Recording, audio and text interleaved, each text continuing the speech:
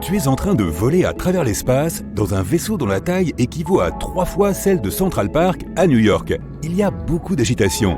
Non, il ne s'agit pas d'un alien qui envahit le vaisseau. C'est un jour très important. Nous sommes le 22 janvier 2700. Tu viens de naître hors de l'atmosphère de la Terre. Joyeux anniversaire! Une équipe médicale s'occupe de tout. Des gadgets futuristes t'aident dans tous les domaines. Et la vue depuis le vaisseau géant en verre de forme sphérique plonge sur l'incroyable immensité de l'espace. Tu ne peux même plus voir la Terre, le vaisseau spatial vole vers une nouvelle destination à des millions de kilomètres. Le temps de trajet pour atteindre cette nouvelle planète d'accueil est de plusieurs décennies. Avançons un peu. Tu as maintenant 25 ans et ce vaisseau spatial est le seul foyer que tu aies connu, jusqu'à présent. Tu as appris à connaître le moindre recoin du vaisseau. Tu commences ta journée dans ton dortoir qui dispose de tous les éléments essentiels. Une petite salle de bain compacte, une mini-cuisine, un lit superposé et une vue magnifique sur les étoiles et les planètes à l'extérieur du verre renforcé du vaisseau. Et tu n'as jamais à t'inquiéter des radiations cosmiques. Le vaisseau est équipé d'un bouclier magnétique perpétuel qui reflète ces radiations afin qu'elles ne s'infiltrent pas à l'intérieur. Sinon, il y aurait de gros problèmes. Le vaisseau a été conçu pour avoir une gravité artificielle. Les astronautes perdent normalement 1 à 2% de leur densité osseuse chaque mois qu'ils passent dans l'apesanteur de l'espace, puisqu'ils ne font que flotter en permanence. Mais maintenant, ou plutôt dans le futur, durant les voyages au sein de l'espace intersidéral, nous sommes capables de résoudre ce problème. Tu sors de ton dortoir et tu vois une foule de tes collègues, membres d'équipage, qui se rendent au travail. Ils glissent tous sur leur mini hoverboard dernier cri et chacun porte une combinaison futuriste de couleurs différentes. La tienne est bleue. Tu sautes sur ta planche et rejoins l'équipe bleue. Tu arrives dans le passage souterrain du transport spatial et tu commences ton travail. En tant qu'ingénieur de bord, ta mission est très importante. Entretenir le vaisseau et le faire fonctionner. Mais quelque chose ne va pas aujourd'hui. Des chiffres clignotent partout sur les panneaux et cette lumière rouge anxiogène n'arrête pas de clignoter. Tu alertes tes collègues, mais ils ne savent pas non plus ce qui se passe. Vite, tu continues à vérifier les journaux de bord et toutes les équations compliquées, mais rien ne correspond. La panique commence à se répandre dans tout le vaisseau. Les poils de tes bras se hérissent. Tu essaies de cliquer sur autant de boutons et d'interrupteurs que tu peux. Le bourdonnement devient de plus en plus fort, la lumière clignote de plus en plus vite, certains de tes collègues s'enfuient. Et tu te retrouves tout seul dans la pièce rouge. Soudain, ton superviseur arrive enfin en courant pour t'aider. Après un moment, tous les deux, vous arrivez enfin à comprendre. Ouf, c'était -1.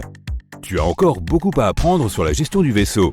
Depuis tes premières années, tu as été affecté au poste d'ingénieur. Tu étais doué pour la physique, la chimie, les mathématiques. C'est juste une autre journée au bureau. Mais sur ce vaisseau, tu deviendras peut-être capitaine un jour.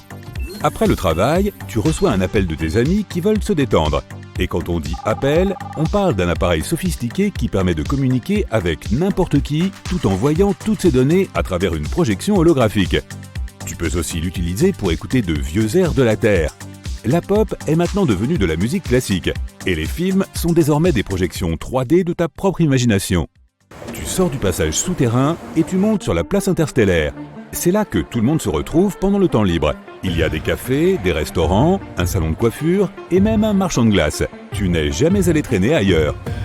Le vaisseau spatial ressemble à une petite ville qui possède toutes ces choses dont la société a besoin. Cela inclut une biosphère pleine d'animaux et de plantes provenant de différents écosystèmes de la Terre. Des mini-forêts tropicales, des mini-déserts, des mini-montagnes, tout ce que l'on peut imaginer. Les biologistes à bord s'assurent de garder tout cela en équilibre pour que tu te sentes comme à la maison, même si tu n'as jamais mis les pieds sur Terre. Tu entres dans la savane et tu vois quelques gazelles galoper. Des gnous semblent paître et une petite meute de lions est à l'affût. Dans la jungle, tu sens l'humidité des feuilles et tu es entouré d'épais arbustes. Quelques gorilles jouent et tu aperçois de petites grenouilles arboricoles ça et là. Et tapis dans les arbres, descendant pour boire une gorgée d'eau, c'est un jaguar. Tu passes ensuite dans le désert où tu croises des chameaux errants, un petit serpent à sonnette qui se faufile pour échapper à la chaleur et des scorpions qui rampent dans le sable. Tu as appris beaucoup de choses sur la biologie ces 25 dernières années. Tu sais tout sur la Terre, mais tu n'y es jamais allé. C'est bizarre. Après la visite des habitats naturels, tu entends une annonce au haut-parleur, c'est le capitaine.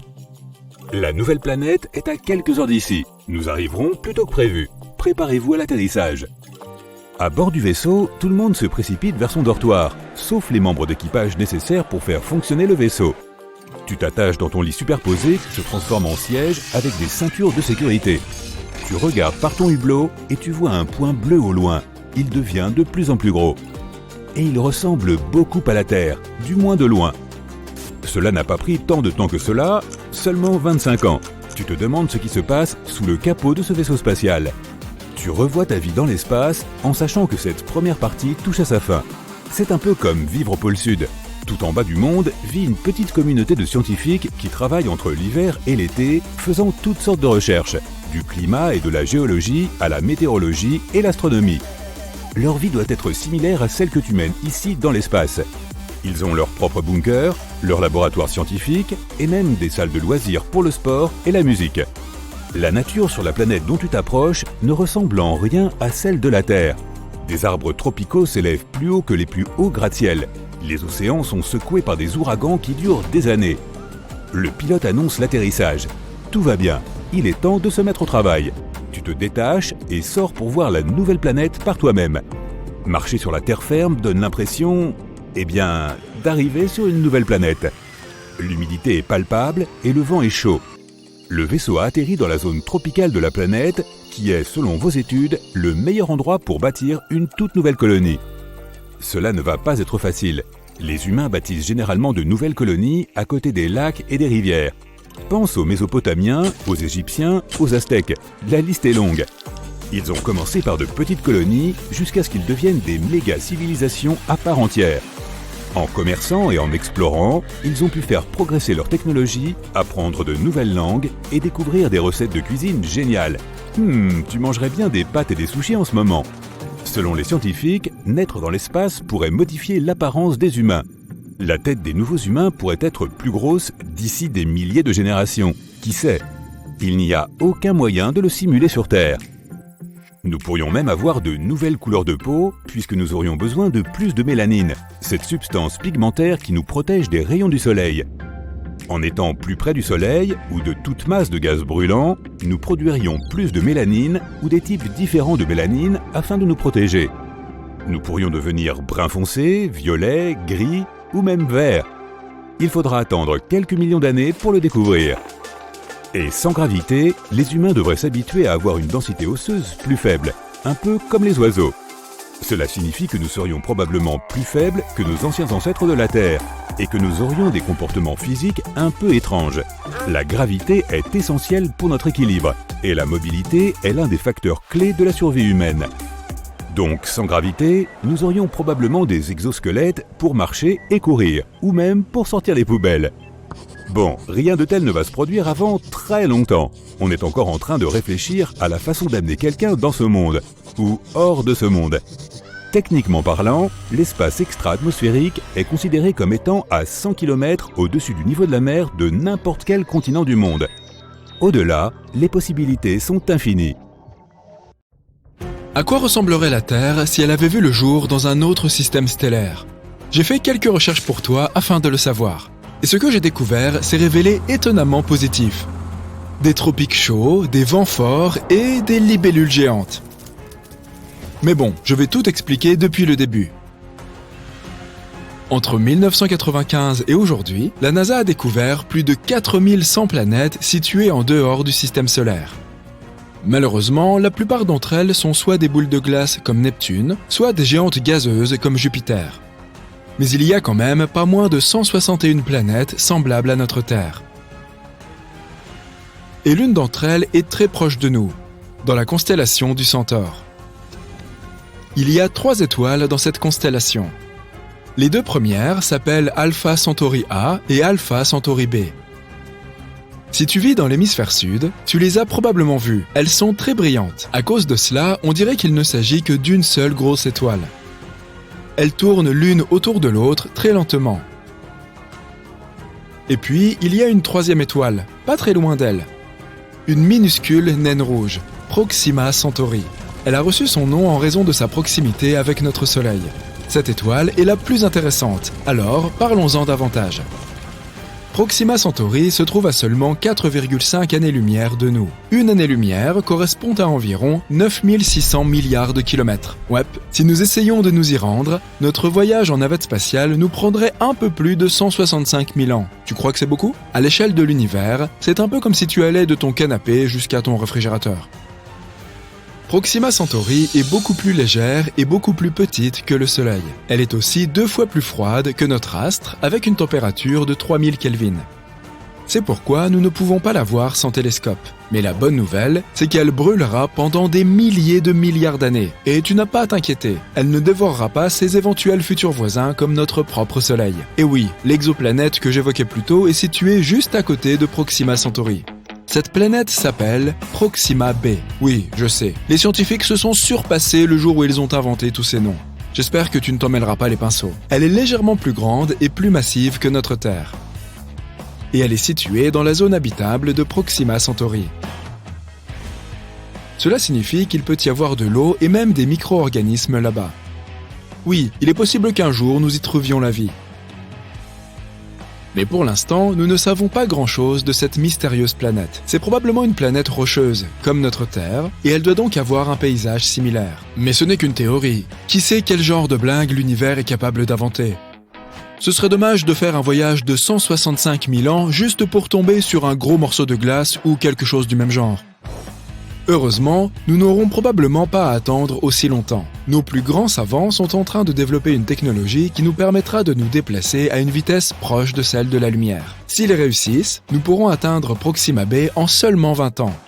Mais trêve de bavardage, cette vidéo ne porte pas sur Proxima b. Elle porte sur ce qui serait arrivé si la vie était apparue non pas dans notre système solaire, mais dans Alpha Centauri. Et si nous gravitions autour de Proxima Centauri, ou des 2 autres étoiles? Alors maintenant, imaginons que la Terre ait remplacé Proxima b. Je vais appeler cette nouvelle planète la Nouvelle Terre. On dirait que moi non plus je ne suis pas super doué pour les noms. Tout d'abord, parlons de l'orbite. Cette nouvelle Terre doit être environ 25 fois plus proche de son étoile que Proxima b ne l'est. Sinon, il va y faire un froid inimaginable. Déplaçons donc la planète un peu plus près. Parfait. Une journée dure toujours 24 heures. Mais notre période orbitale est très élevée. Proxima b tourne autour de son étoile en 11 jours. Mais nous y arriverons en seulement 8 jours. Tu pourras fêter ton anniversaire toutes les semaines. Super, mais attends, il y a un petit problème. Tu vois, Proxima Centauri est une étoile éruptive. Cela signifie que, parfois, sans prévenir, elle projette des vents stellaires.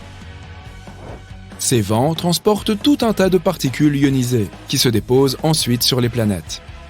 Oui, notre Soleil lui aussi fait ça. Mais Proxima Centauri nous bombarde avec une puissance 2000 fois supérieure. Les niveaux de radiation sont donc hors normes, c'est le moins que l'on puisse dire. Mais ne t'inquiète pas, tout va bien. Tout ce dont nous avons besoin, ce sont de champs magnétiques incroyablement robustes. Ils nous permettront d'avoir une atmosphère très épaisse et de nous protéger des coups de colère de Proxima Centauri. Mais maintenant, il va faire très chaud. Ou pas. Encore un problème. Les scientifiques ne savent toujours pas exactement comment les planètes de Proxima Centauri gravitent autour d'elle. Et s'il s'avérait qu'elles sont en état de verrouillage gravitationnel comme notre Lune? Alors, une moitié de notre nouvelle Terre serait une poêle à frire, et l'autre moitié serait constituée de déserts glacés. Allez, ce n'est pas grave, nous nous installerons simplement quelque part au milieu. Je n'imaginais pas que je dirais ça un jour, mais il fera certainement doux au pôle Nord. Et si nous avons un peu de chance avec la rotation de notre planète, nous jouirons d'un climat tempéré et douillet. La moyenne sera d'environ 21 degrés et il n'y aura pas de températures extrêmes. Sur cette nouvelle Terre, nous disposerons de beaucoup plus d'eau. La météo y sera généralement assez folle, des vents très forts et des pluies dévastatrices qui pourront durer assez longtemps. Mais on pourra s'adapter. Les changements de température sont beaucoup plus perceptibles dans les montagnes. Tout comme sur Terre, plus tu montes, plus il fera froid. Sauf qu'il fera très froid ici, au sommet. Pour cette raison, il y aura des jungles au bas des montagnes et des collines et des déserts enneigés sur les sommets. Mais en général, ce sera presque comme sous les tropiques terriens. La flore y sera abondante. Les arbres seront peu élevés mais luxuriants. Notre atmosphère épaisse facilitera aussi le vol. Il y aura donc beaucoup de grands animaux volants. Par exemple, des libellules avec une envergure de 5 mètres. Passons à autre chose. Le ciel y sera beaucoup plus clair que sur Terre et très nuageux. Parfois, il aura l'air complètement blanc. Mais le ciel étoilé y sera magnifique et lumineux. Imagine 4 soleils. Le principal, ce sera Proxima Centauri. Nous pourrons également voir les étoiles Alpha Centauri A et B qui seront très brillantes. Et enfin, notre bon vieux soleil, une superbe étoile lointaine. Allez, je t'autorise à verser une larme pour notre vieille Terre. Il y aura quelques planètes près de nous, comme Proxima Centauri C. L'étoile haute est entourée de 2 ceintures de poussière cosmique. Tu auras donc droit à de splendides panoramas nocturnes. Au final, nous aurons donc une planète un peu folle, mais magnifique et verdoyante.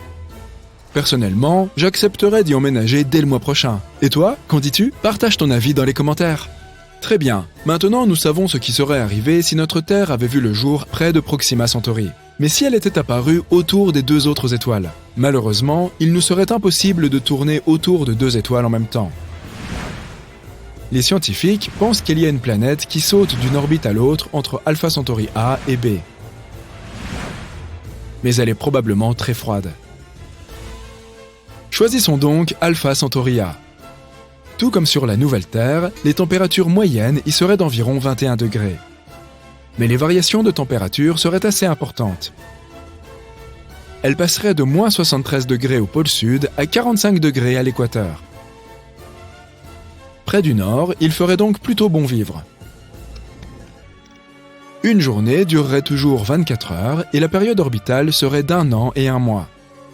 Ce serait plus ou moins pareil près d'Alpha Centauri B, mais la période orbitale y serait d'environ 6 mois. Les autres conditions y seraient très similaires à celles de la Terre. Les changements de saison ne seraient presque pas perceptibles. Les températures ne changeraient pas beaucoup non plus. Où que nous nous installions, l'étoile voisine serait bien visible, mais nous ne verrions probablement pas Proxima Centauri. Et c'est à peu près tout. Bien sûr, tout cela suppose des conditions parfaites. Tout comme sur Terre, le moindre changement, qu'il s'agisse d'une atmosphère trop ténue ou d'une plus grande distance par rapport à l'étoile, et tout tombe à l'eau. Nous avons donc eu énormément de chance avec notre Terre. Mais les possibilités de découvrir une planète habitable sont très élevées. Au minimum, il y a 15 millions de planètes dans notre univers où nous pourrions trouver de la vie.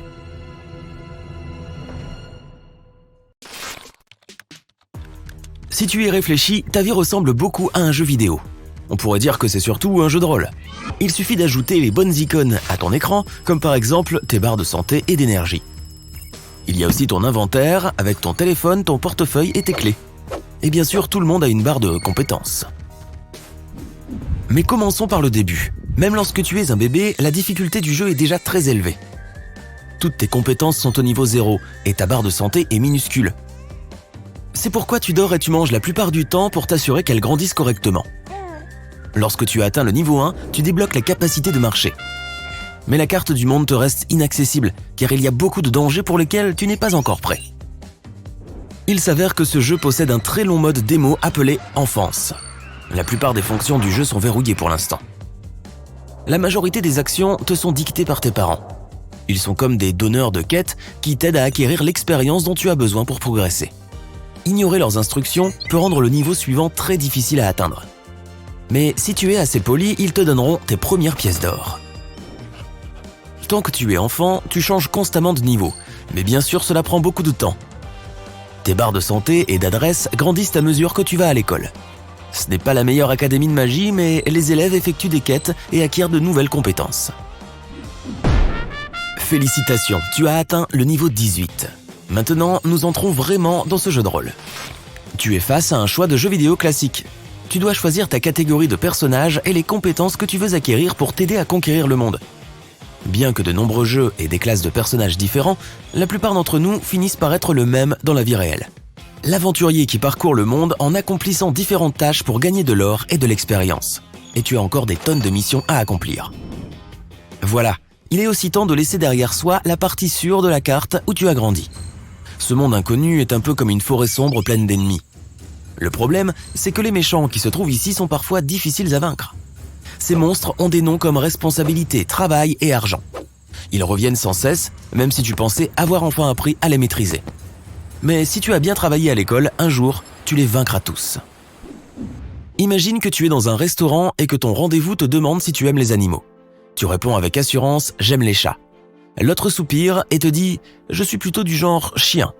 Vite, va dans le menu, reviens au point de contrôle et change ta réponse. Désolé, mais en fait, tu ne peux pas faire ça. N'oublie pas que c'est un jeu vidéo compliqué et en plus, tu joues toujours en mode difficile. Cela signifie que tu n'as qu'une seule vie. Tu ne peux pas te contenter de sauvegarder et revenir en arrière si quelque chose tourne mal. Chaque décision et chaque action a des conséquences pour toi et les autres joueurs autour de toi. Mais cela ne fait que rendre le jeu plus intéressant. L'interaction avec les autres joueurs est l'une des parties les plus importantes du jeu. Mais n'oublie pas que tu dois être un peu plus prudent en la matière. Les administrateurs sont beaucoup plus stricts que dans les autres jeux. Enfreindre les règles et contrarier les gens pourrait te conduire à un mode de jeu complètement différent. Et il n'y a pas grand-chose à faire dans cette version, si ce n'est contempler 4 murs et une fenêtre grillagée.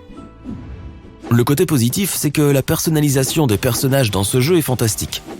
Tu peux changer de coiffure et de couleur de cheveux, te faire tatouer ou mettre un piercing. Vraiment tout ce que tu veux. Oh, et les vêtements ? L'imagination des créateurs n'a pas de limite. Chaque fois que tu atteins un nouveau niveau, tu accèdes à de nouvelles capacités et de nouvelles quêtes. Tu es confronté à des défis plus difficiles, mais tu obtiens de meilleures récompenses, comme plus d'or ou une plus grande maison. Mais il y a une ligne de quête qui est vraiment unique dans ce jeu. Lorsque tu sens que tu as suffisamment d'expérience, tu peux fonder une famille et même créer un nouveau personnage. Tu lui transféreras certaines de tes compétences et seras son compagnon de jeu jusqu'à ce qu'il soit prêt à aller dans la forêt obscure pour combattre les monstres par lui-même. Mais tu n'arriveras jamais à contrôler ce personnage. Dans ce jeu, l'intrigue n'est pas toujours centrée sur toi. L'IA fait ce qu'elle veut. Il y a aussi tout un tas de choses dans ce jeu qui sont vraiment inhabituelles. Prenons les graphismes, ils sont tout simplement incroyables. Comme l'Ultra HD, et la résolution est absolument époustouflante. Mais le gameplay est assez compliqué par rapport aux autres jeux. Tu dois vérifier ta barre de santé tout le temps, établir des relations avec d'autres personnages, gagner de l'or et t'assurer de te reposer à temps. Mais l'histoire est la partie la plus intéressante. C'est à toi de décider ce qui se passe. Bien sûr, cela peut être ennuyant si tu t'allonges sur le canapé et que tu regardes les autres jouer. Mais si tu fais des efforts, ton personnage pourrait devenir très important. Tu dois travailler fort si tu veux que ce soit une expérience intéressante. Mais il y a beaucoup de choses cool dans d'autres jeux d'aventure qui manquent à celle-ci. Par exemple, les voyages accélérés. Imagine ce que ce serait si nous avions cette option. Tu te réveilles fatigué, mais tu dois aller au travail. Il suffit d'aller sur un portail et de sélectionner le bon endroit. Boum, tu y es déjà. Je pense qu'il est temps que quelqu'un invente ça, non ? Et nous pourrions certainement utiliser des codes de triche. Bien sûr, personne n'aime les tricheurs sur le serveur, mais imagine comme ce serait cool. Tu n'as pas assez d'argent ? Tape juste le code de triche et regarde les chiffres de ton compte bancaire doublé. Tu te sens mal ? Ne gaspille pas ta potion de santé, utilise tout simplement le code et ta barre de santé est à nouveau pleine. Mais je dois admettre que jouer ainsi dans la vraie vie deviendrait sans doute vite ennuyant. Imaginer la vie comme un jeu vidéo nous aide beaucoup à la comprendre. Une grande partie de ce que nous faisons consiste à se fixer de petites tâches et à chercher des moyens de les accomplir. Avec des récompenses et l'expérience, on passe à des quêtes plus difficiles. Mais tes compétences, ton or et tes barres de santé ne sont pas infinies, et tu dois gérer tes ressources avec soin pour atteindre le niveau suivant. Certaines personnes pensent que les jeux vidéo peuvent être vraiment nuisibles. Ils disent que les joueurs passent trop de temps dans leur monde virtuel et oublient la réalité. Mais il y a en fait beaucoup d'avantages à jouer de temps en temps à des jeux. Beaucoup d'entre eux sont conçus de la même manière que la vraie vie. Et ils possèdent de nombreuses fonctionnalités qui nous apprennent des choses utiles. Les jeux nous donnent toujours des récompenses quand on travaille bien. Jouer à un jeu du début à la fin et faire tous ses progrès en cours de route peut t'aider à comprendre qu'il faut du temps et de l'énergie pour obtenir ce que tu veux. Un travail acharné est toujours payant. Un autre élément utile des jeux est la communication. Des centaines de millions de personnes jouent à des jeux en ligne et se rassemblent dans des groupes et des équipes. Ils doivent atteindre une cohésion et travailler bien en équipe pour passer dans un donjon ou gagner un match. Les jeux de compétition peuvent aider les gens à apprendre à communiquer et à faire des compromis. Et même si tout cela n'est que pour s'amuser, c'est exactement ce que nous devons apprendre à faire dans la vraie vie aussi. Seulement, au lieu d'un donjon avec un horrible monstre, nous devons survivre à une journée au bureau avec un chef colérique. Autre chose, il a été prouvé que la réflexion stratégique et la prise de décision d'une personne peuvent s'améliorer lorsqu'elle joue à des jeux vidéo. Dans le cadre d'une expérience, un groupe de 50 jeunes adultes qui n'avaient jamais joué à des jeux auparavant a été invité à jouer à un jeu d'action pendant 50 heures. Un autre groupe a joué à un jeu de stratégie. Les résultats ont montré que le jeu d'action contribuait à améliorer la perception des informations visuelles des jeunes. Leurs capacités de prise de décision se sont également améliorées. Cela est lié au fait que le jeu d'action est beaucoup plus rapide. Dans ce type de jeu, un grand nombre d'événements se succèdent, ce qui oblige le joueur à agir et à prendre des décisions rapides. Et oui, cela peut avoir un effet sur la vraie vie des gens.